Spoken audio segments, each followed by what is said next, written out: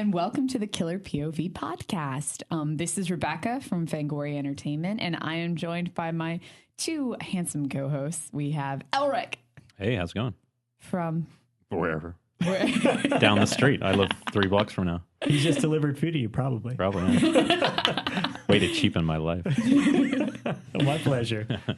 And we also have Rob G. Hello, hello. And then joining us tonight, we have a very special guest. This was crossover week at the GeekNation studios. And from the Bloodcast, we have Ryan Turek. Hi. Yes. And How's you're it not going? just from Bloodcast. You're also from... ShockTillYouDrop.com. Excellent. Thanks for having me Crossover on. Part 2. Love it. So Yeah. go listen to that episode, by the way, if you're Go catching listen up to it. this. Yeah, you're just, that's the warm-up. Yeah. That's all the warm-up to this conversation right now. And it was absolutely brilliant. And let's just say, too, that this is being recorded at night, whereas mine is being recorded in the morning where I'm fresh and bushy-tailed and ready to go. So you're a morning person? I can sometimes be. Last night I was a night person. But I brought us Guinness. So Yeah, that's no, that's it's good, right? that's what you get for coming in at night. Yeah. And I have Diet Coke and a whole shit ton of water right there. So we're all set to go. As Rebekah said, we did do the Bloodcast one, so you should listen to that first because I need to comment on 2 things since I listened to it today. Number one, I was totally wrong about Rick Baker doing the werewolf on Werewolf, the Fox show. Snap. It's Greg Canham. Oh, that's still equally Yeah. awesome, though. So there's that, and then I'm looking up the title, but I do know the Right. show that you were looking for. My question in the Bloodcast was, which Tales from the Crypt episode is the guy looking for the soul located in the spinal cord? Right. And it is Tales from the Crypt, Season 6, Episode 12, Doctor of Horror. Nice. Oh. Boom. Season 6 was when nice. they were shooting in the UK, wasn't Seven. it? Oh, Hank 7. Azaria's in it. 7. Just 7 Yeah. only? 7, all of Season 7 is the UK one. Okay. Yeah. 6 was still, Hank Azaria is the lead of that one. Okay. So Nice. there you go. How Those was are the- Rob Zombie? You just did a Q&A with Rob Zombie. At Lords of Salem at the ArcLight. Oh, It was yeah. really good. It was Yeah. cool. When I saw him, I had to go find him in the ArcLight green room. When I walked into the green room, it was just Sherry kind of poking away on her phone. And I was like, hey, I mean, we had met multiple times. And I was like, where's Rob? And she's like, oh, he's racing around like the projection booths of our ArcLight. So I went back there and he came running up and he's like, dude, you have to see how good this movie looks. I've never seen my movie look this good. Nice. And he was like a kid in a candy shop. cool. Like, it was really funny. I saw him and I also got to see the behind the scenes machinations of the ArcLight cinema itself. Oh, that's pretty cool. Yeah. So we were on the bottom floor. So I was on the second floor projection booth. And it was just like this long stretch of just, the projectors just going. And it was cool. And he was right. Lords of Salem did look really, really great on the big screen. Was it a print or a digital presentation or Just whatever? a digital presentation. But the Q&A went really well. And he was in good spirits. Sherry was in great spirits. She was usually when I've done interviews with her in the past, it's just it was always on set. So her energy was low because she's always working and stuff. But here it went really well. And people seemed to respond to it. We had some really weird questions from the audience and it was good. It's a Q&A. That's what you get. Yeah. I mean, usually my policy is never ask how much did the movie cost and what did you shoot on? That's my policy, or I ask you to just get the hell out of there. Those are givens in LA. Yeah. And I mean, who cares? Just go and shoot the damn movie. And then somebody did ask, there's a scene. I don't know if have you all seen it? Rob has. I have. Rob didn't Elric like and it. I have not. Yeah, and There's Rob a scene, did not like it. There's a scene where Sherry's looking down the hallway and she sees a bunch of rats coming around a doorway, and they come coming down the hall. And some girl in the back was like, so why CG rats? Why? And Rob's like, those are real rats. And he's like, you're wrong. And she's like, but they look CG. He's like, I assure you, they're practical real rats. It's just like maybe your brain is so used to seeing so much CGI that you're now just projecting that onto It could also be projection. Like I've seen when I saw The Grey projected digitally, even though it's shot on film, I was like, oh, this is good for a digital film. Yeah. And then somebody's like, it's shot on film. I'm like, oh. Oh, So yeah. maybe I know. projection has something to do with it. Everything's getting screwed up now. Yeah, it's crazy. Yeah. Do you think he's being more protective of this film because this film was kind of like his little film that he had carte blanche on and could kind of do pure Rob Zombie? Or Yeah, I think so. I mean, I know that, like any movie he's been up against, he's had his ups and downs and his battles to fight and creative battles and stuff. I mean, there was a ton they cut out of Lords of Salem, apparently. There was a weird through story about a film that was being promoted in Salem at the time, and it's got like Dan Roebuck, and it's like Frankenstein meets the Witch Hunters or something like that. That's like supposed to be playing, and all of that like subplot got cut out. So there's like a kind of like a faux grindhousey movie that's within Lords of Salem that we didn't see. So we'll be seeing it on the Blu-ray. But there's all sorts of characters and actors that were in it that got cut out, and I mean, I think he just had a good time with it. Now, I haven't followed the financials on this one. How did it do last weekend for the opening? I have no idea. Yeah, I usually keep up on that. I thought we thought per screen it was doing really well. Like, wasn't it? It did 326 screens. Okay, that's more than I heard it didn't do that well considering the per screen average, but I mean that's more an Anchor Bay thing. I don't think they've successfully managed to pull off a good theatrical release. Yeah, there was no marketing for it. And none that I saw. And I presumed that when this got picked up, and Anchor Bay has been doing a lot of really strong acquisitions. And when this got picked up, I thought, oh, this is going to be the one. This is the one that they're going to put on like 1,500 to at least 2,000 screens. Yeah. And no, it wasn't. 326. Yeah. And you know what? I mean, I don't even think that stuff registers on sites like boxofficemojo.com. So actually, I didn't look. It is on Box Office Mojo, but it was like one of their low listings for last weekend. Like when they do like the top the 100. art house listing or something. Yeah, it was like, and in the lower end of things that are releasing this weekend, right. Lords of Salem. And usually that's where I would go to get the per screen average would be Box Office Mojo. But on Monday morning, they didn't have a per screen average for Lords of Salem up yet, so I didn't read it.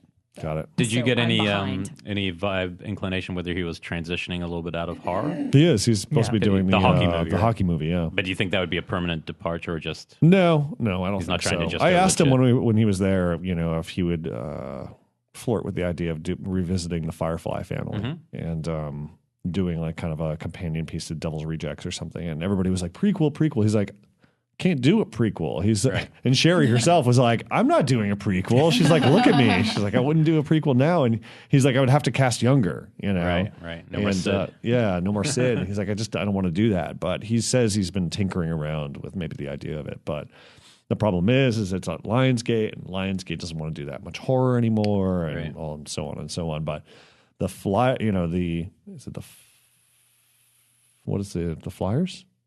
Oh, the Philadelphia Flyers? Philadelphia Flyers. Yeah, it's just a big departure, but it sounds like it's going to be definitively Rob too, from like soundtrack to, it's just like a bunch of, brawlers. Right. That's cool. Definitely seems like it's Rob's material. And, I think we can forget T-Rex, that movie Tyrannosaurus Rex. Yeah, I was wondering what was happening. I asked him about that. And he's just like dead. That's it. And that sucks. I'd love to read the script for that now. Yeah, I actually wrote an article last year about how dinosaurs are such an underutilized monster. And they were in like, there was one movie, it had Davini Penn in it last year. It was like Area 405.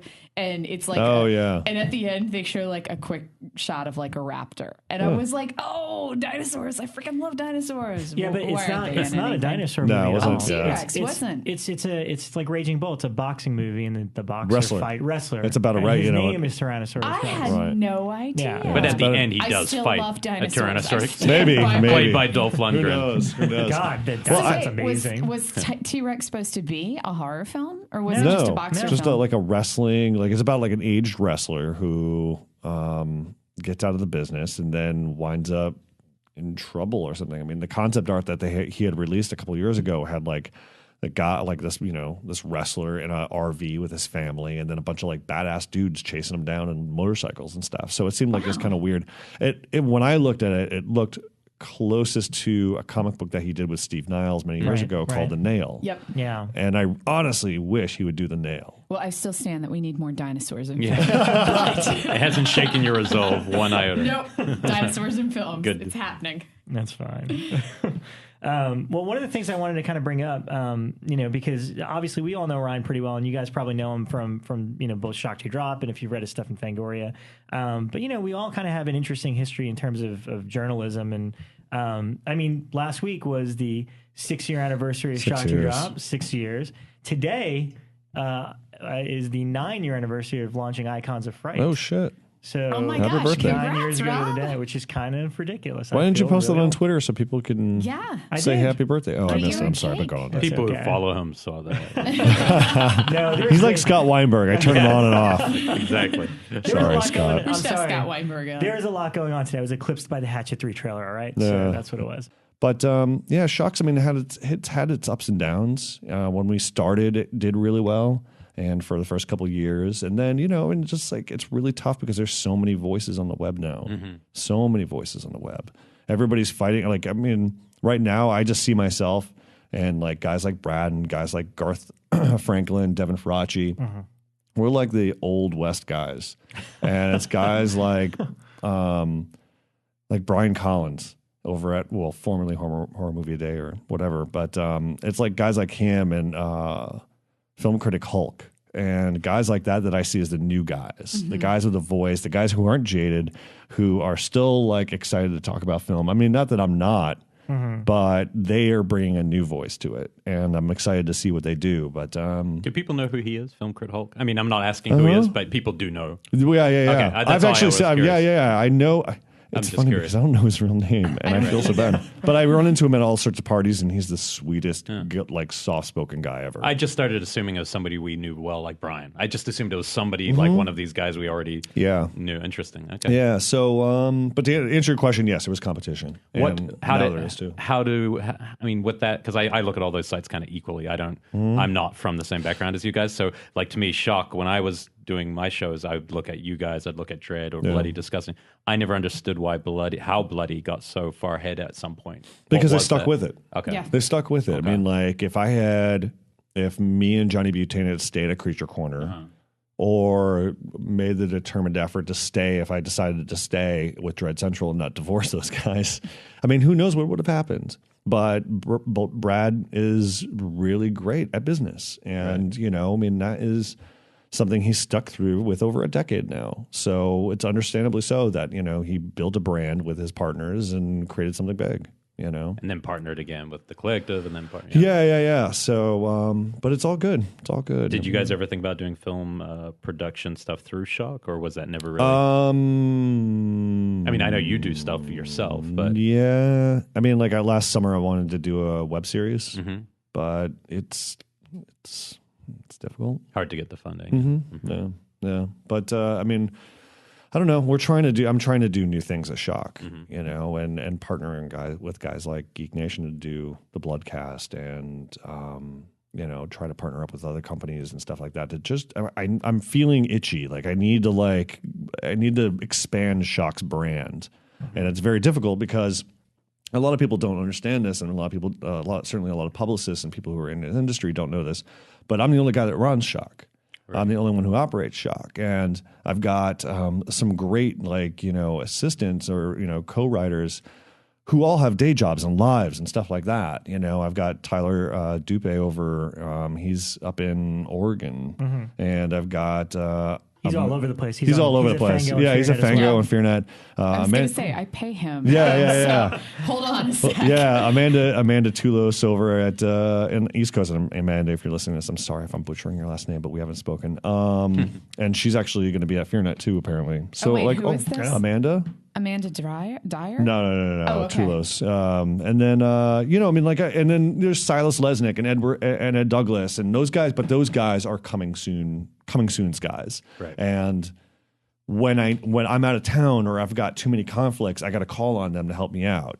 But it's like that's it. Like people go, why aren't you doing this? I'm running the news, man. Is it such a competitive space that like if you drop out for a weekend, like you go to Vegas and no one's doing can't do shit. it, yeah. Like let's say that happened though, would you lose that much ground on that short space of time in the news space? Okay, It's amazing. So it's that competitive. Yeah. That's the biggest thing that we noticed at Fango is like it is such a kind of a scooping game, Right. And I get out of that. I can't do it anymore. Yeah, that's kind of at Fango a couple of years ago. We were struggling to do it, and that's why our website was kind of that seems so faltering. stressful. Yeah, And it's after super a while, stressful. we just kind of put our hands up in the air and we were like, to hell with trying to keep up with the scoops. You know what? From now on, we're content. So if you look at the Fango website now, we're mostly interviews. Right, exactly. And again, I want to source, I want to cite another new blood kind of guy who's coming up. It's like Sam Zimmerman. Yeah. I mean, I love Sam. I've run into Sam many times at Fantastic Fest. Love the guy like a brother, and he's got such a good one fight. of our Fango. He's our one of our managing editors. At But Fango.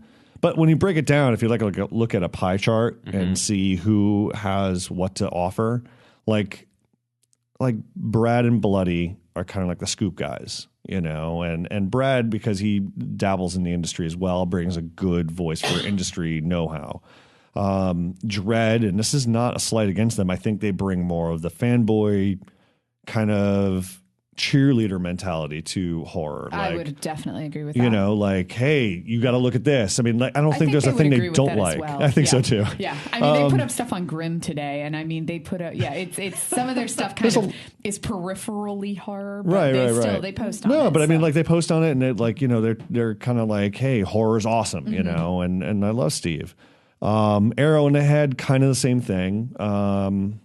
They just kind of bring a weird Maxim voice to it. I mean, if you go every Monday, they've got frat sort of babe of the day, frat boy kind of thing, like a babe of the day. The one thing that I still I cringe when I see it, and John, I'm sorry, man, but I see horrors or something like that. It's like horror of the day or horrors, and I'm come on. And when I see I see girlfriends, and not girlfriends I've been with, but girlfriends who are in those clips, I go, guys. Like Becca holding her baby, and it's like she's calling her a whore. I was the whore last You're the week. whore. No, I mean, but I've seen friends who, when I see them called whores on this website, I'm like, come on, that's guys, rough. come on. That's interesting. And then who else? FEARnet, Fango. I mean, again, I think those are places where you go for super analytical, looks at horror, and there to offer ideas and stuff like that. Commentary, exactly. I like the personal approach. The good thing about FEARnet,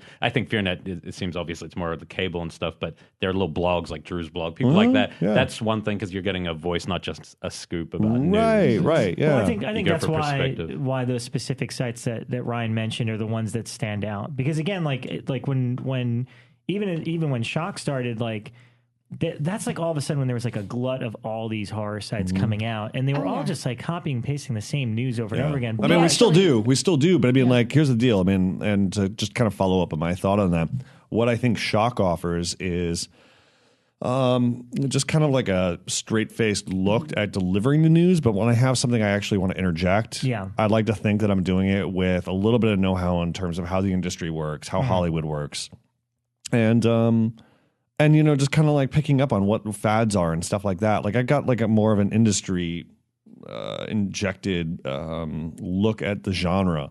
It's personality. There's a big personality. Difference. There's a big difference between you posting about a press release and putting your believe me, I do. Yeah. I mean, but somebody just copying it and posting it with nothing else in there, because it's who wrote this? I don't understand. Well, that's still there was a stretch where Fango, one of my jobs was actually just to send out cease and desist letters, because people, and I know that they were doing it with Shock too. There were certain sites, whom I won't mention on this podcast, that were literally just copying and pasting articles from Shop, like Icons of Fright. And all they would do was change the byline. So I'd go to their site, and there's my article, and it would have somebody else's name up at the top, and then it would actually have our watermarked pictures at the bottom. And I was like, what the hell? I love that. You didn't even take the watermark off or crop it out or something. But yeah, I mean, it's but the thing is people can talk about, you just post press releases. It's yeah, man, you know what? When you're the only dude operating a site on a day-to-day basis, from I get up at 6 a.m. or sometimes 5 a.m. and I'm operating until 6 p.m.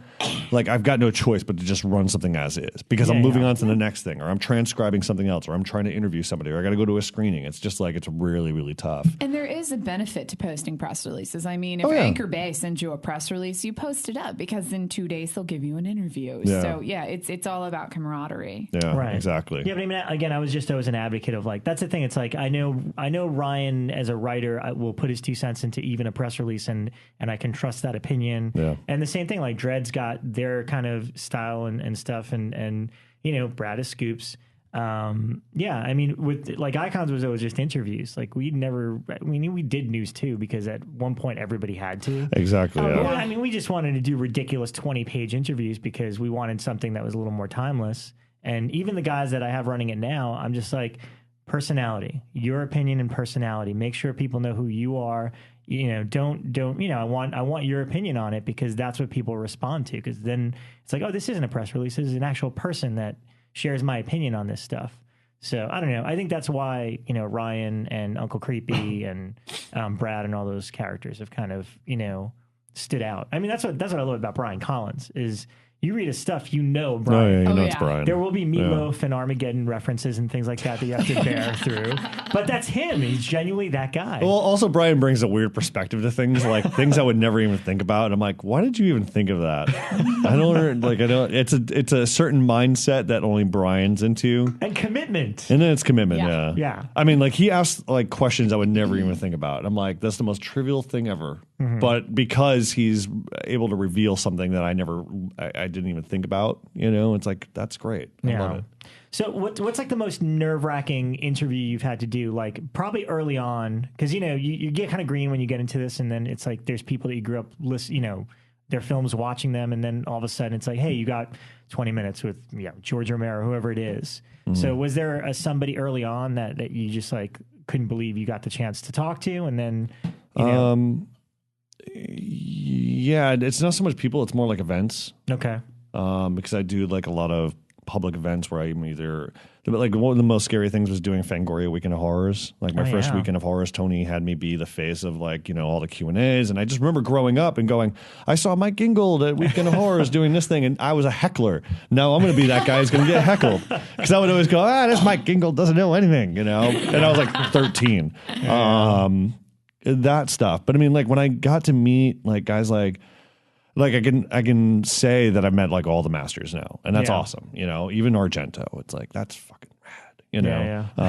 Romero and Craven and Carpenter and all those guys, and they're all great. Carpenter's a tough one. Mm-hmm. Carpenter's a tough cookie to interview. Unless you know basketball. Yeah. Or Xbox. I mean, like we riffed on video games and stuff. But he's a big gamer now. Yeah, he's a big gamer. But he's a tough cookie. Big time. Yeah. Oh, he loves video games. That's all he does. He's watching the Lakers or he's playing video games. Yeah, I read his tweets all the time, and it's nothing but basketball. Yeah. Like I have nothing to connect with. He doesn't care. He's done. He's like, I'm going to watch basketball and play Xbox. Yeah, but I mean, like everybody else, I mean, it's fine. I found myself, and this is not even a master of horror whatsoever, but after all these years, I had to interview Kate Beckinsale for a Whiteout, and when I got in front of her, I clammed up. Wow. I was like, so... And she was like, so what? And I was like, sorry, I had to backtrack and restart. She's like, it's okay. I mean, like, I'm a grown man. I was like, yeah, but that's because you didn't want to hit it with Craven. It's a different, we're talking about a different thing. We really never know. But I mean, like that kind of stuff. I mean, all the masters have been really cool. Yeah. But, I mean, without this job, I can't say that I rode in a car with Malcolm McDowell in a limo to the Toronto Convention Center. I mean, like, I went to the Festival of Fear in Remorgue, and I knew his publicist at the time. And we saw the three of us saw each other at in LAX, and I had just interviewed McDowell at Halloween on the Halloween set, so he remembered me from that. And then we saw each other at LAX. Hey, how's it going? Blah blah blah. And then when we touched down in Toronto, I was waiting for my bag, and he was like, "So, where are you going?" And I was like, "Oh, I'm going to this convention." He's like, "Just ride with us." And I was like, "Really?" And he's like, "Yes, of course." So I got to ride, and like I took like a 45-minute ride with McDowell and like talked about it. And he just launched into shit. He was just like Clockwork Orange and Caligula and all stuff. And I was like, "Oh, this is so cool. This is so cool." He seems like a dude that loves being Malcolm McDowell. He does. Yeah. I mean, seriously. Yeah, he does. But and then but it's just like the public stuff that gets me like still sets me on edge every once in a while. In fact, somebody asked me about the Jennifer's Body premiere that I hosted. Remember I did that? Oh yeah. With like that looked like it was kind of out of control, right? Oh, it was so out of control. Oh my gosh, what happened? Panic at the Disco. I had to introduce Panic at the Disco. Basically, Fox hired me to introduce the Jennifer's Body premiere at the Hollywood and Highland courtyard. So they set up a giant stage, and granted, I'm a huge Megan Fox fan. And it was Diablo Cody, Megan Fox, the entire cast. So I had to go out, and I watched the video recently, and I'm like, what a dipshit. Yeah. Because I go out in jeans, what I'm wearing right now, black t-shirt and jeans. That's not very presentable. I just look like a dumbass. So I go out there, and I've got hundreds of kids all lined up who are either here to see Megan Fox or Panic at the Disco. And then I'm like, I introduce everybody.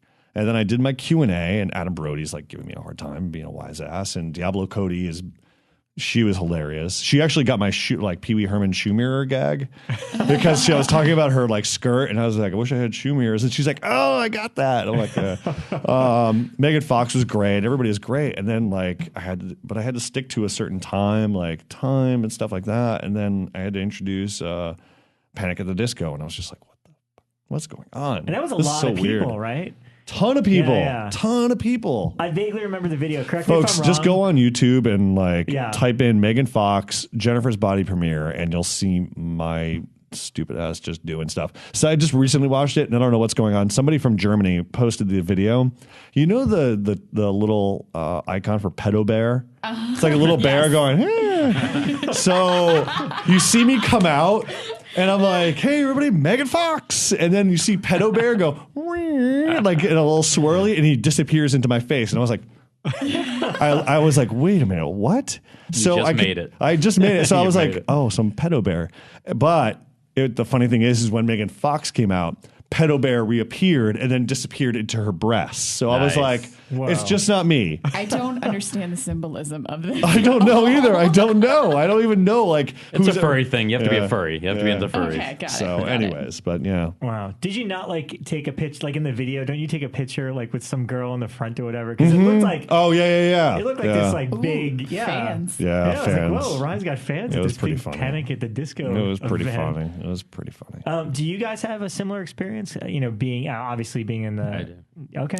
I mean, well, no, because I got like didn't. a blank face. Well, because I didn't come from journalism. I came from film production and New Zealand. and New Zealand. But also I came from being, a fan as a kid, just like all of you, but then kind of lucking into getting to produce a show at all. Like working at a place that's like, we just do any show we want. And I'm like, let's do horror. The one thing I can actually put everything into. And so we're doing the show, and me and Ryan, the first time I remember having any interaction with Ryan, which is probably why I like you, is because we were both mutually making fun of one of the co-hosts of the show, because we did a show where we did our top fives, and it's the only show I joined them because I was always behind the scenes writing it and producing it. But the host didn't know a lot about horror, and I was the one basically writing all his questions, and he was basically being propped up to be on a show. And so me and Ryan was like, I was listening to the whole, because I used to listen to you guys when I was at the gym, so I'd listen to your show, and then I was This just Week like, in Horror, not Inside Horror. Yeah. And then oh my god, that guy.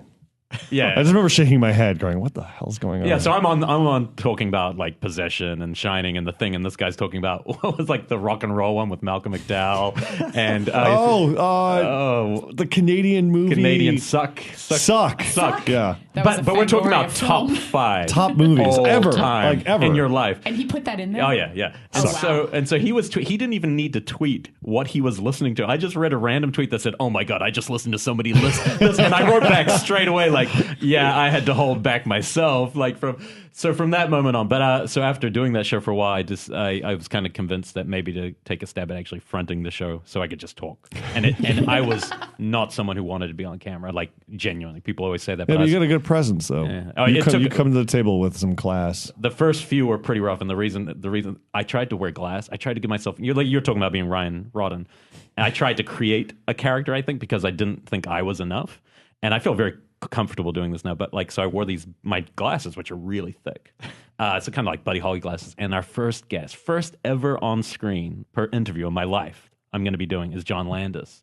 And it was just, he didn't show up till about 30 seconds before we're live. This is a live show. He didn't think he was going to make it. Kept sending me texts saying, "Oh, it looks like I'm at Magic Mountain, and your show starts in 15 minutes." So I was stressed enough. And he comes on. But the best thing about the interview, everything I said, every single point I ever made, whether it was like, "I hate found footage," anything I said, he would disagree with. Didn't matter what I said. I could have, and he would go, "Actually, they're not all bad." And it was just like this. And by the end of it, I felt like it was a nice trial by fire because he's a fun guy. But it was just one of those moments where I didn't feel me at all. Yeah. I felt like I just spent an hour and a half being someone else, and then you get out of it and go, "Ah." But then after that, I started to try to just ease up a bit. But getting Landis first was fun. Yeah, you just have to and this is, and Rob, you had asked about something, but what I learned, because I lived in northern Michigan for a little while. And while I was in northern Michigan, I worked for NBC. I worked in broadcast for a bit, and I was a photographer, but I was also a producer. And then sometimes I did I was working integrally with the reporters, so I learned a lot. But what I took with me coming out of NBC and then coming back here is you just gotta like be conversational. You know, the more conversational you are, and the more laid back you are, the more comfortable they are, and so on. It's fun. Yeah. Yeah. Usually the advice I give people that are just starting out in terms of doing interviews and stuff, I mean, I make it as simple as possible. You know, make it a conversation, but just like pretend you're chatting with a friend that Also you know haven't what you're saw in a talking while. about. Yeah, I I mean, know what that you're helps. talking about. That helps research. tremendously, of course. Just know what you're talking about. But But did you feel that way at the start? Well, like, do you remember your first time being in a room with someone you kind of idolized? That's the other thing. We're not just talking about interviewing someone. This is interviewing someone you grew up going, oh my God, it's that person. And here I am talking to them, you know? You know what? It's funny. I was so naive doing icons in the beginning that I didn't even think in those terms. And like the first few people you interviewed were people that, not that I wasn't like, not that I was, yeah, I guess I was familiar with them. Like Tony Timpone is the first person I ever interviewed. Yeah. And at that point, it's because ever since I was 15 years old, like this is the guy that would host Fango Weekend of Horror. So it's like, of course I want to talk to him. Just a heads up. I mean, like Rob and I both grew up on the East Coast, and unbeknownst to us, we would occasionally overlap. We didn't realize that we were at the same shows I'm or standing sure in I the was same there as line. You were well. probably there. Yeah. I know that for a fact Joe Lynch was standing in line for one thing that I was at, and I took a photo in. I was like, really? So it's kind of cool that horror brings everybody together like that. And you know, in our later years. it's. I mean, I'm sure if we really examined our pictures from childhood, we'd probably find each other. If all of them, Facebook which is so existed bizarre. I back actually then. found Yeah, out that Facebook existed. I so. met some of the guys from Horror Hound when we were all just fans back at some of the East Coast shows like way, way, way long ago. And then it was kind of like after we all kind of emerged in the industry, we were like, hey, I remember you from that convention back in '85. And it was just really cool. So. That's great. But no, I didn't have intimidation. The first thing that I considered a big deal, early on, because again, it was like I was talking to independent filmmakers and people like Tony that I'd known and was familiar with.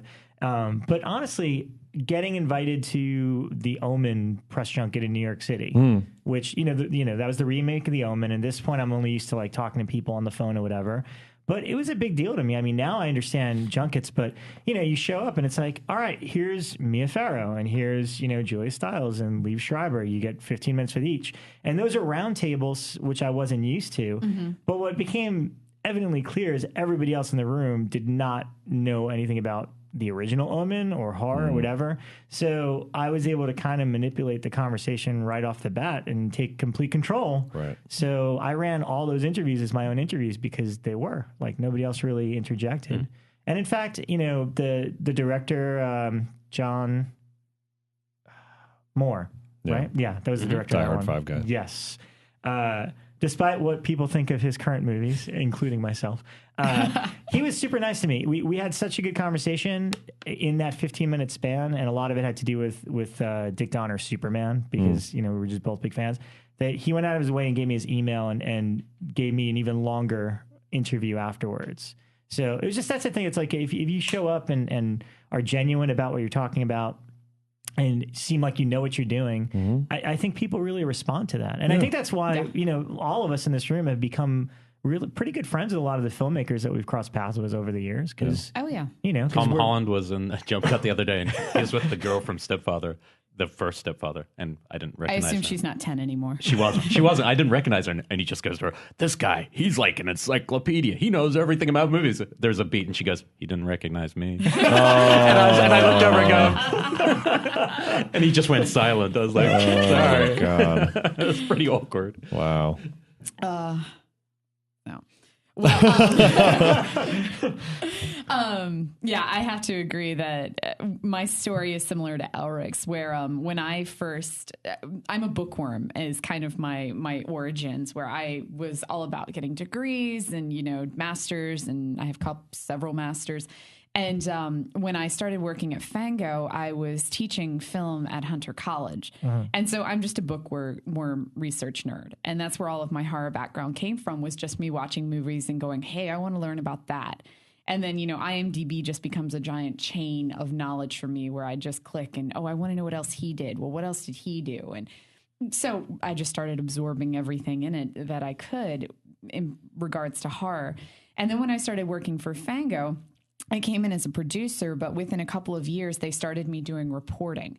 And by that time, we had a new group of people running Fango who were very much about making Fango flashy and making it very shiny and, cutting edge for the new millennium. And they wanted me to, because I was the only female and they decided that I didn't look like a dog. So they wanted me to be this sexy character.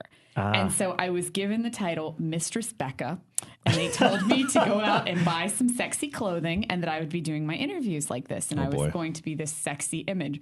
And if any of you guys actually know me, you know how hilariously stupid this is. But I went out and got myself some black leather mini skirts and some cute little tube tops and ridiculously high heels. Keep talking. Keep it going. What else? I'm gonna turn the lights What else down. they put you in? Hey, Dave, turn off the right now. Dave, tune out. Don't see where my hands are. So the very first interview that they sent me on in this getup was to go interview Glenn Danzig, who was actually I was really excited about because I'd always been a huge fan of his music. So I go and do my Glenn Danzig interview. And I am not capable of walking in high heels. And so I was stumbling all over that night. And I go back and I watch the videos. And it's just me uncomfortable, shoved into these uncomfortable clothes, introducing myself for the camera as like, hi, I'm Mistress Becca. Man. And it was the most uncomfortable night of my life. And did he punch you out? Like no, he did not. He was very, Rebecca very punched him nice. out. Yeah, that's right. He actually punched I him. took off a heel and gouged him. And it was just, I've heard nothing but bad, reports of people who have interviewed Danzig. Like, they always end badly. He Like, was I've heard really so many. sweet, I have to say. Like, Yeah. I've interviewed, Cobra Starship was one of my worst interviews ever, and no one even knows who they are. Those are the guys who sang the Snakes in a Plane song, right? Oh my God, they were just that was one of and I have to say and I won't say who this is, but never come to an interview stoned. I have had so many people come to my interviews and be like, I'm stoned off my ass, and then trying to get them to answer questions is insane. Oh, yeah. So yeah, I have a lot of people like that. Watch the Apocalypse Now making of with Dennis Hopper. It's one of the greatest things you'll ever see. It's pretty great. Just Francis Ford Coppola gives him direction for about a solid minute, and Dennis Hopper just takes this beat and goes, "Okay, man." It's just like my favorite moment. I will. So here's my funny interview story. This was back in when I was working with Fangoria Radio, and I won't say who this celebrity is, but one celebrity was supposed to do an interview for a movie that they were doing, and they called into the radio show, and they were so drunk. And we were like, do we keep going with the interview? And we were like, okay, yeah, let's keep it rolling. Let's keep it rolling. Let's do the interview. So drunk. We finished the interview, hangs up. Everybody's making jokes about how obviously drunk this person was. The next day we get back to the office. There's a phone message from this person apologizing for missing the interview, that he was really sick and he's really sorry he didn't make it. Oh, boy. Wow. So, yeah. Wow. So that's just kind of some of the crazy experiences. But my best advice for anybody emerging in journalism is just be yourself. Yeah. Don't let them put you in a tube top because you're female. That's just freaking stupid. Yeah, just be yourself and know what you're talking about. Yeah. I mean, because they see right through it. Your readers see right through it. If you don't know what you're talking about, then it's just... nobody wins. Mistress Becca lived for all of a month before I was like, forget this, guys. I'm doing interviews in jeans and a sweater. Mistress Becca, laid to rest. Yeah. You're totally safe, because that entire time I was Googling Mistress Becca and nothing came up. So there's one interview that you can still find if you look up. It's actually a Misfits interview where I'm there like, hi, this is Mistress Becca. And it's just... I got a question. A couple things. All three of you as... when you have to cover things that clearly you don't like, because doing news, you have to cover a lot, obviously. What's the best way? What have you learned to be the best way to handle those films? You're just like, oh my God, that's terrible, but I still have to put it out there because some people are going to like it. Like some people hated Lords of Salem, and some people are going to. How do you deal with that kind of news? When I do interviews, I tend to focus my interviews on the process, right? More so than what I liked about it. Mm-hmm. Where I'll talk about the development or the process or what got them personally excited. That's always my big thing. What got you personally excited about this project? Right. I remember doing, not Stephen Sommers, but who directed Mummy 3? got me on that one. Whoever did Mummy 3, Rise of the Temple Warrior Emperor Rise of the Underworld Rise of Lycans. something, yeah. Anyways, the director I forgot his name. The director invited us out to the editing stage to edit, to watch his editing process. Rob Cohen. You beat me to it. Fast and Furious. Anyways, Rob Cohen was especially nice. He showed us like a little bit of the movie when in the editing bay, and it was a great interview. Then I saw the actual movie, and because he remembered me from the edit bay, I had to do an on-camera interview like a week later. And I saw after seeing the final film, and I was like, oh man, this thing is dismal. Like, it's terrible. So as soon as the cameras start rolling, I sit down. He goes, Ryan, what did you think of the movie? Oh man. And like, I just told him straight up. I was like, it's not for me, man. And it's like, honestly, and this is my own personal take, it's really hard for me to see these reinventions of the classic movie monster. I said it's really hard for me to see the reinventions of these classic movie monsters. They're really hard to do. That's what I grew up on. And you know what? I said, I know that there's a certain audience for it. There's a lot of kids who are going to love it. Me, if I was like 12, I would be really into it, but it's just not my thing. And he was just like, oh, okay.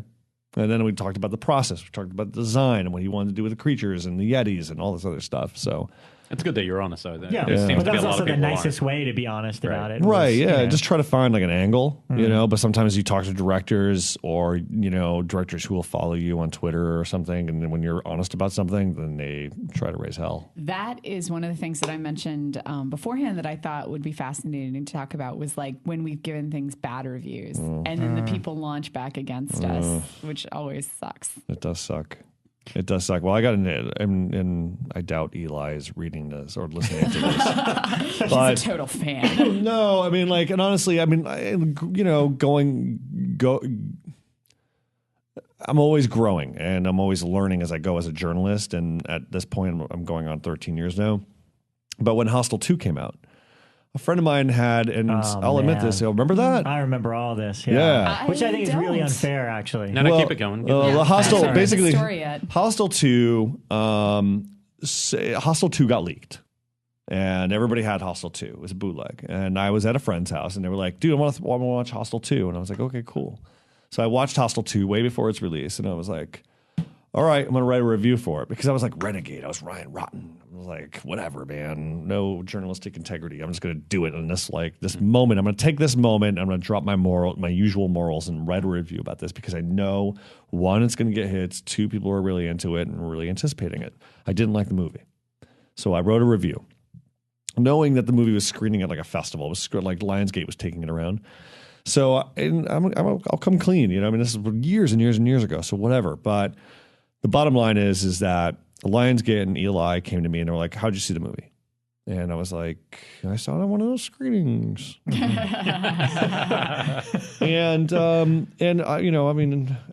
just like I flubbed that whole thing, and I wasn't too savvy about it, and I was pretty unprofessional, which really sucked, and I'll admit that. But what I didn't deserve was the bashing that Eli took upon me in the public press, which was Ryan Turek is part of the problem of piracy. I mean, I wasn't even like, I don't even know how to torrent anything. I don't even know. I just was at a friend's house and I happened to see it. So I remember he was like on ABC or NBC, or he was on like a major CNN or something. And took that time to bash and was like and used my and said something to, and I said something about either our outlet. I just remember we got name dropped, and I just emailed him immediately and I was like, dude, enough. Like, just enough. Like, I'm in the wrong. I apologize for that, and I'm sorry. Just don't drag my name through all of this. And it's like, I'm not doing anything. I'm not part of the problem. I'm behind all of you guys. Right. Had you liked it, this wouldn't be happening. They wouldn't be coming after you. Exactly. Right. If I had liked Hostel 2 and gave it a glowing review, it wouldn't be a problem. Yeah. So, yeah, that was a huge thing. That really bothered me. I mean, that was like at the start of it. So that was at the start of Shock being born. Mm-hmm. That was like our first year, and I was like I felt really down, and Did it draw positive attention as well? You know how sometimes negative things can get. It drew positive attention in the sense that everybody liked our review and that we were honest about it. Yeah.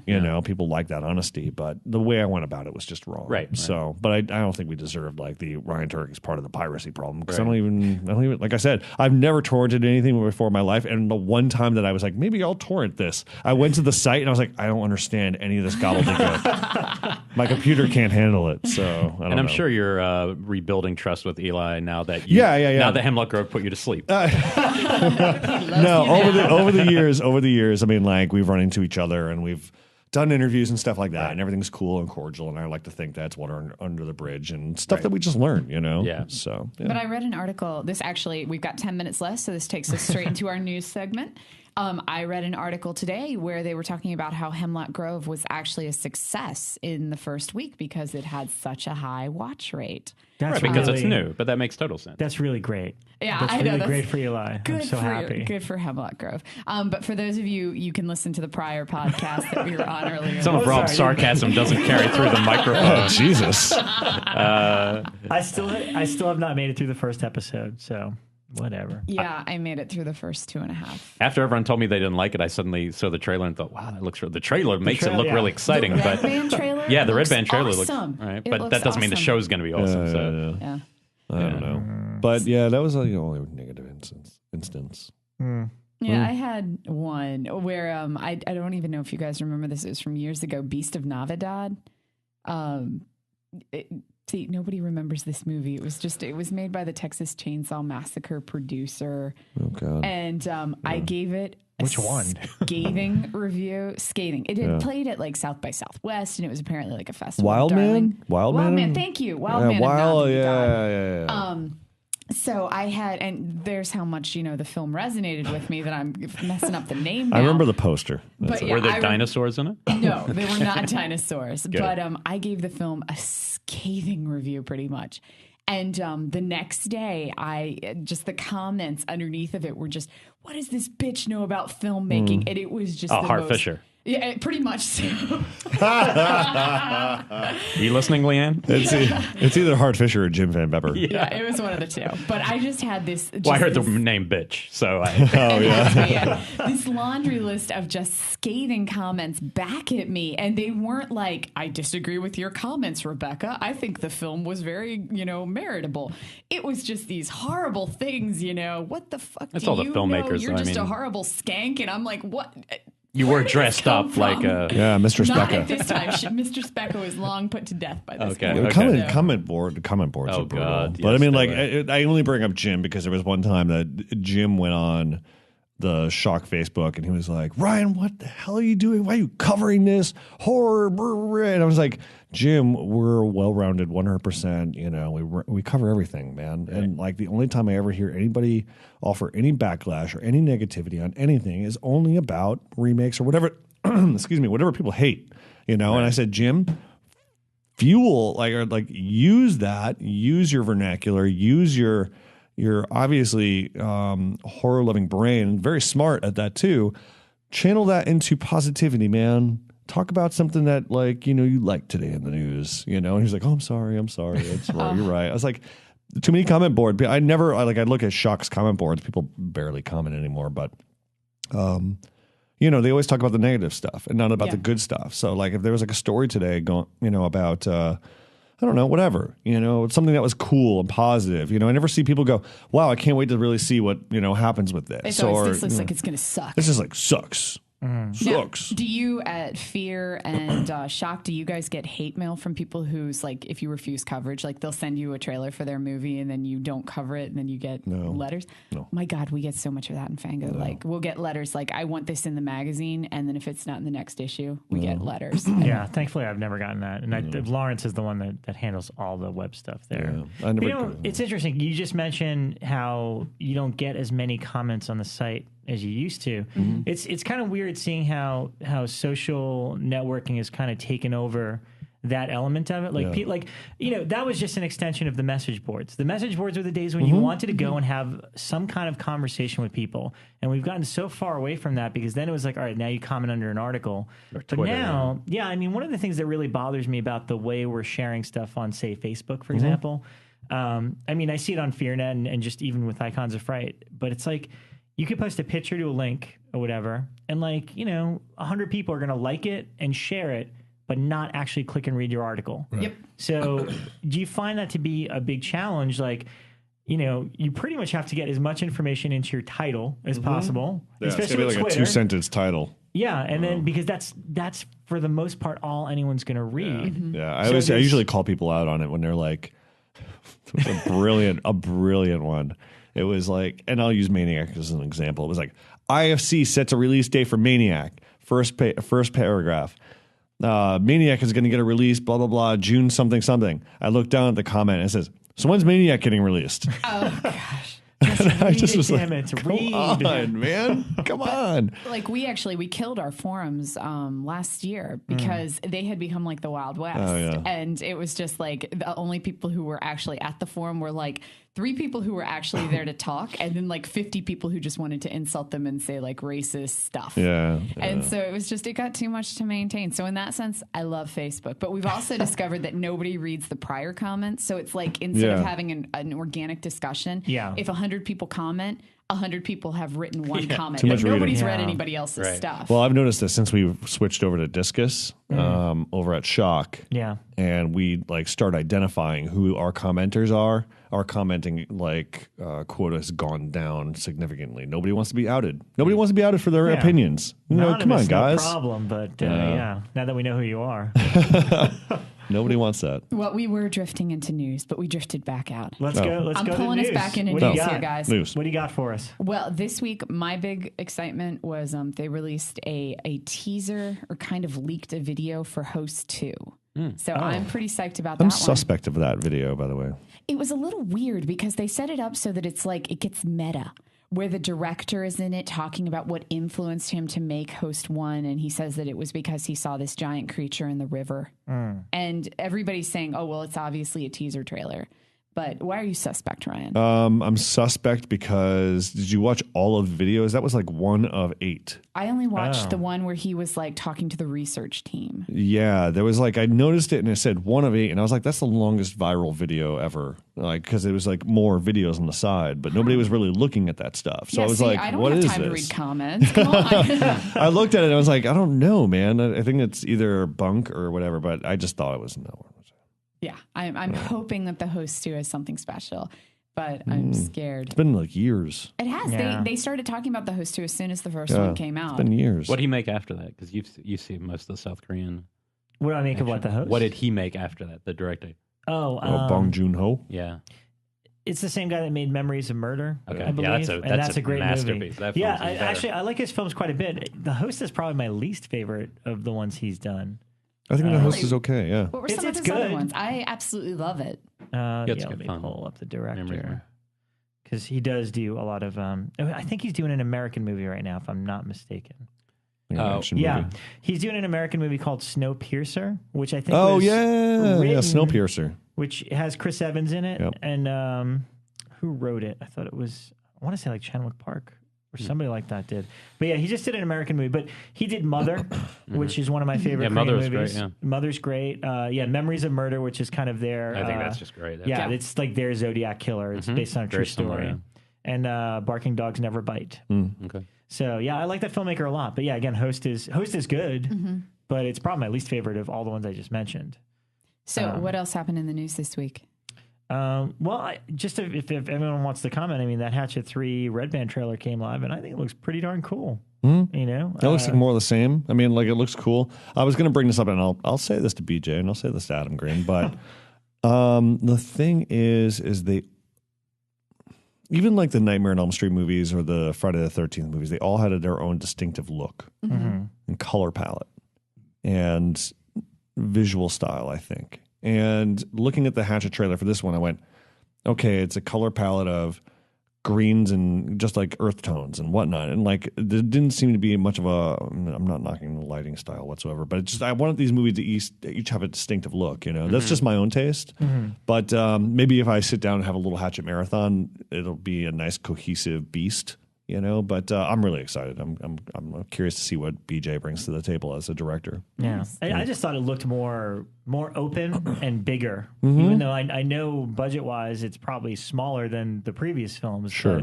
But I don't know. It makes a big difference when you shoot on location and can see what looks like a lot of space. That's the thing. I'm glad they went back. Yeah. Like the New Orleans rather than shooting on a soundstage or shooting. I wonder if they'll have rating problem like he did with number 2. Yeah, I think it already... I mean, they said it at the panel at Monsterpalooza, they already got an NC-17. Okay. That's like the best way to get good press for it, though, Yeah. is they gave us an NC-17. Oh, we have to shave 7 seconds out. You know, Right. that just... It really kind of... But that was gives because you of the something to A.J. Bowen market. doggy style, right? Of course. That will get anyone an NC-17. It's like... AJ Bowen Doggy Style. That's my new band name. AJ, you hearing me? In fan news this week, I've been reading a lot of anger online for the new Carrie. which kind of shocked me. But they released some images from it this week, and a lot of people are complaining because it looks really flashy and pretty. You know what? Here's my thing. And I saw someone, I was going to rip into him on Facebook today, but they were like, I think it was Andrew Cash. It was the recently Andrew married Cash. Andrew Cash. He was like, people I noticed. Everybody looks really pretty in this movie. You know what, dude? Go back to Carrie. There's a lot of pretty people in that movie. Yeah, There's a lot of hot babes in that movie. A lot of hot dudes in that movie. For like a religious nut. She's Everybody, not bad. it's like, yeah, and I don't know what it is, but I think it's a generational thing where when we see, teenagers in horror movies today. I mean, I saw this in, when Scream came out too. Everybody's like, everybody's hot. I was like, yes, but people were hot in Friday the 13th. You debate with your friends who's the hottest Friday the 13th girl. They're just 1970s hot. Yeah, they're not different. 80s hot. They're just a different hotness, but they're all hot. And Chloe Moretz, I mean, she's a gorgeous girl. I mean, for her age, she's a very beautiful girl, and I can't see her as. But at least she's a girl. I'm glad they at least I'm glad they cast a girl, not a woman playing younger. Sure, yeah, that's cool. Yeah. That's like, all right, she's a good actress. Let's see her. My problem with that is nothing to do with what Andrew were saying. The beautiful. It just looked very flat to me, and it looked very similar, and I mean very similar, beat for beat. And I'm like, why am I? There've already been how many remakes have they done of that? I mean, how many Carrie 2, The Rage, and everything? It's just. And now there might be some twists in there, but I was excited when the director got attached because to me, I thought she'd do something really raw, something very real, but it looked. Maybe she will. Maybe in her performances or whatever she brings to the table. When is Carrie due out? October 18th, I think. Okay. And the first teaser was great. It's just that new trailer that makes it look like it's a beat shows everything. It's like you've seen this movie. Yeah. Remember that? But then maybe it's not for us. Yeah. Maybe it's for the people who still haven't seen Carrie. Well, exactly. Yeah. There are people who have never seen Carrie. Well, I mean, to be honest, if you're making a movie with a big studio, we're not going to be the primary audience. It's going to be teens because that's where the money is. So, yeah, I guarantee that it was much more of a marketing towards teens. See, but all right, here's the thing, though. I mean, back when Carrie came out, Carrie was a studio movie. And it was marketed towards teens. It was marketed towards teens, So, I mean, I'm sure there was basically 1970s versions of Ryan Turek and Rebekah and Elric all sitting around going, see that Carrie adaptation, man? It's like all the girls are hot and they don't look like Maybe real teenagers. Like the Fly adaptation or something. Well, here's the thing. I'm thinking about doing this. I'm doing a new column with my dad because my dad's a huge horror fan. I'm thinking about getting my dad and conversations with my father. And basically it's like me talking to my dad about what he was accustomed to growing up as a horror fan. And so going, okay, where were you when you first heard about the Fly remake? And what were your initial thoughts being someone who grew up as someone who liked The Fly with Vincent Price? Yeah. Or The Thing for that matter. That's fascinating. Or anything like that, because I'm really curious to see what nerd speak was like back then. What is this crap? He's not even wearing a lab coat. Yeah, exactly. Where's the lab coat? I'm really curious. When The Omen came out, well, my dad's famous story is that, my mom was pregnant with me when he snuck off to go see The Omen with his buddies, It's just it's stuff like that. And I'm just really, really curious about. That's fun. That is fascinating because I know my mom always talks about how Vincent Price, she lists him as one of her scariest actors ever. In The Tingler, he was so scary, or in House on Haunted Hill. And whenever I watch a Vincent Price movie, it doesn't matter what he's doing. I can't take him seriously. Yeah. He's Vincent Price. But she also talks about how scary The Birds was and how it was the most terrifying movie ever. Everyone from that generation does. They find that film terrifying. I watch it and I'm like, really? Yeah. Seagulls. It's a generational. Listen, man, we have to accept as horror fans that everything is a generational thing. Like my ex, who I remember when I showed her a Vincent Price. When I showed her a Vincent Price movie, she's like, Vincent Price was gay, right? And I'm like, no. And she's like, come on, he was gay. I was like, no, he's just a acting. refined it's just man. my accent. That is a restrained acting ability. Oh my God, I was so heartbroken. But he does like a good tingler. Zing. But it's true. I think that all those films, it all changes with Chainsaw and Night of the Living Dead. It's those couple movies that just changed horror. It's just boom, you know what? It's a different thing now. Well, technically, if this is my bookworm side, that's when it became postmodern, when we quit having endings.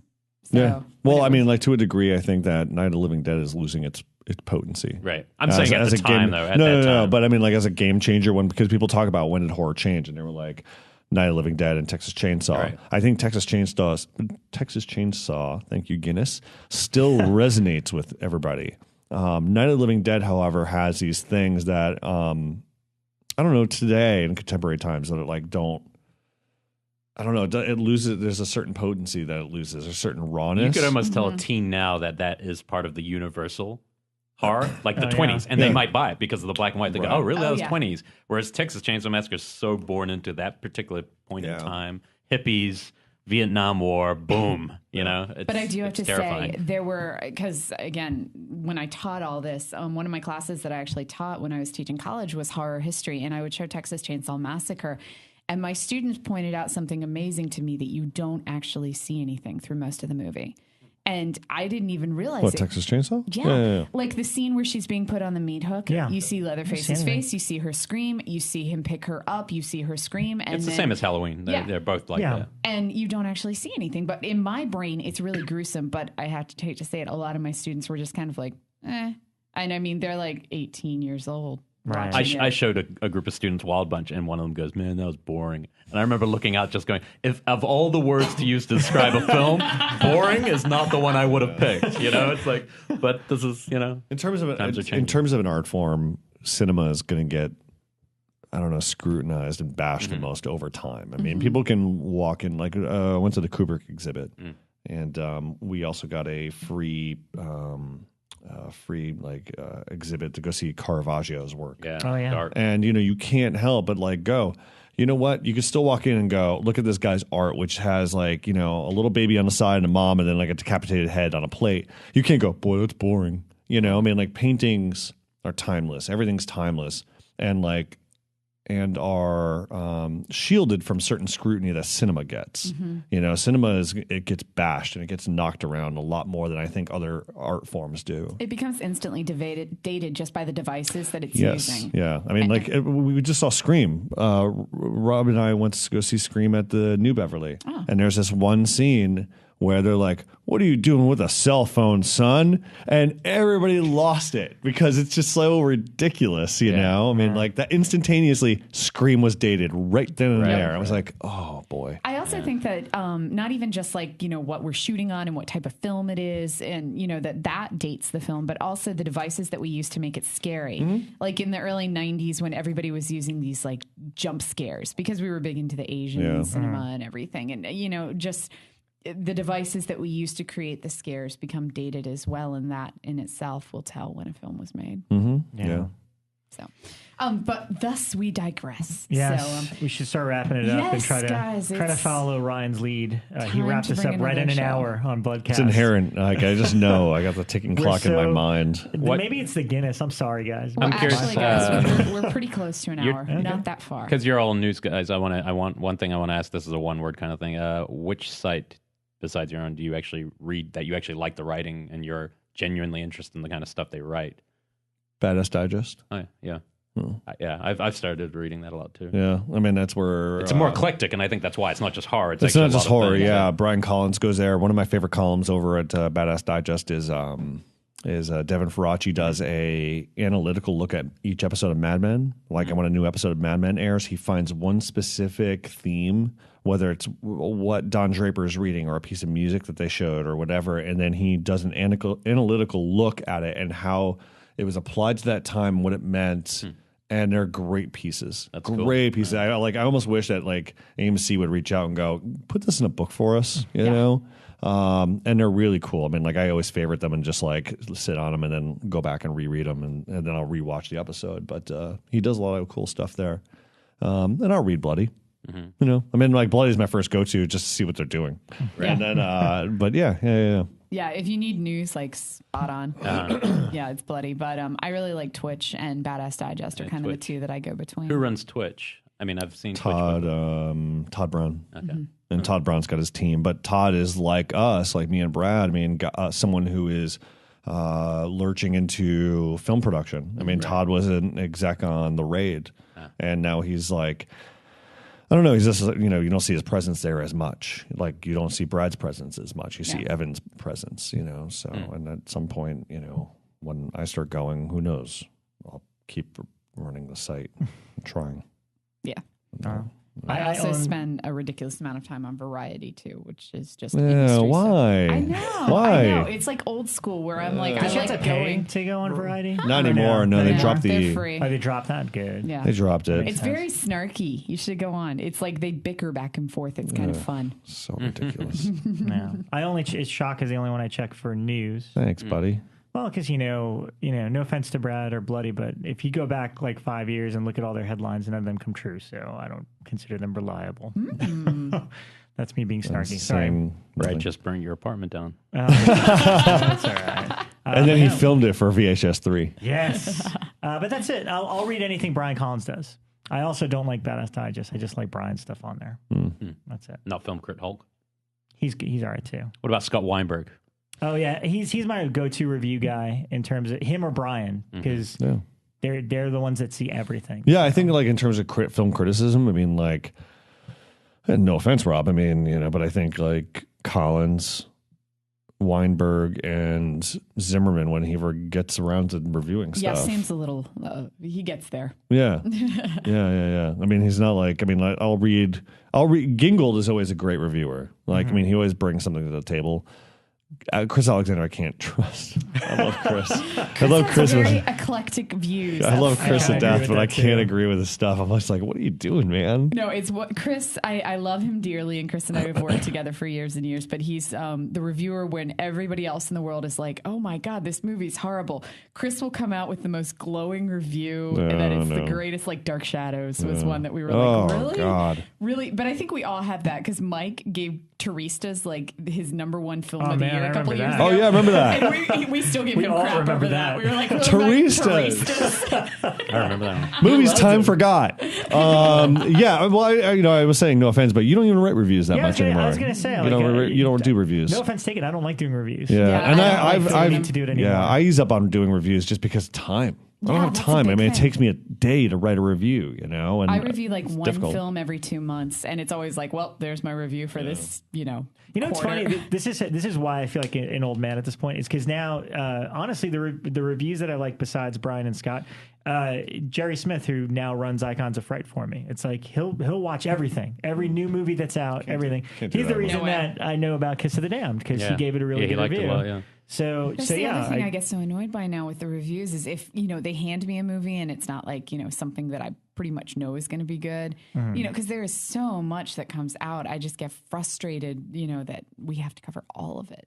So Yeah. it's just a rough game. like 9 years into it, your enthusiasm to watch everything is not the same as it was back then. I don't have time But, for that. you know, They're also very different skills. Like Scott Weinberg's reviews are great, but he also is just the worst Q&A I've ever seen in my life was VHS in Austin. It was just like the messiest, crazy madness I've ever seen in my life. But his reviews are great. But that was just like everyone was drunk. He was drunk. The whole thing. It was just crazy. It's like, but doesn't mean. But that's a totally different skill. One is journalism. I and always one thought is he the- only wanted to do reviews. Like, Yeah, he didn't no, want to do I'm sure interviews. he was that's pulled the thing. into it. Like that's the thing. I mean, like you gotta accept your lot in life in this whole industry. Like you're either a Collins or a Weinberg or a critic. You're a critic. Right. Or you are a newsman, or Right. you're a newsman scoop hound, or you're I don't know, like I don't mind doing on camera stuff. I mean, like, Right. or doing the Q&A stuff. Right. I think I'm good at that, and so I do that.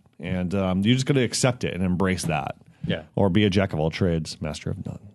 But you Right. did, when you mentioned Scott Weinberg, like I end up reading his stuff all the time, but it then pointed out to me what the number one site I go to for my news is Twitter. Like Yeah. I just see what scrolls past on Twitter, and That's I'm true. like, oh, Brian has a new article up. Click. Yeah. And I end up That's reading kinda funny. everything Well, it's a that links filtered there. news source. That's Yeah. why it works for you. Yeah, it Yeah. makes sense. All Interesting. right, so where can we find everybody? We should do that since Ryan did on his show. And we Facebook never have. under Rebekah McKendry. I have a couple different accounts. Pick one. And then also on the Twitter under Rebekah McKendry because I'm really creative with my name, Right on. not Mistress Becca. You can find me at Mistress Becca. I'll be wearing the shoes with the mirrors, Ryan. At Elric Kane on Twitter. That's the only place you can find me. Yeah, and then you can find me at _ Ryan Turek, or if you want to follow Shock Do You Drop, it's STYD News. And if you want to go to Facebook and Try to add me as a friend. I don't accept everybody because I just try to keep that limited. It's such a good idea. It's Ryan Rotten. And Ryan Rotten is R.I.P. I don't use that name anymore Nobody knows this. I'm laying this red. I don't use Ryan Rotten anymore. Oh my God, this is probably several months ago, maybe even last year. I actually introduced Ryan to somebody. I was like, hey, this is Ryan Rotten. And he's like, Ryan Rotten is dead. I got that. Excuse me. It was, last year at Kamikaze, Ryan was on a panel that I wrote up, and I wrote up the write-up for it, and I'd put Ryan Rotten, and then I remember you emailed me back and was like, it's Turek now. Do you remember the last article you wrote as Ryan Rotten? No, I just kind of filtered it out. Yeah, just filtered it out. It was just like, No, it was just because I wanted to use my name, damn. You know, it was just, why not? Yeah. Make my mom proud. Less Take filters. off the latex skirt. Yeah, it also seems kind of silly after a while, you know. But yeah. Yeah. Well, and where can we find you, Rob? I'm at Icons Rob G on Twitter. And then we have a Killer POV Facebook. Which like us. Oh, man. You guys got a Facebook. Yeah, we need you people to like us. Please.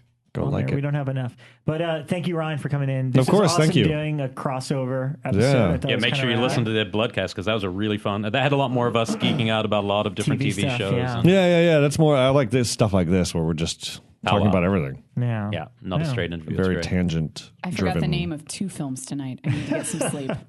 So, yeah, thank you very much for listening. Thanks to GeekNation. And, we got a bunch of cool guests coming up in the next month or two. So stick around. Thank you. It's going to be a surprise. Got to be here to find out. All right. Tune in. Thanks, guys. Thank you. Thanks.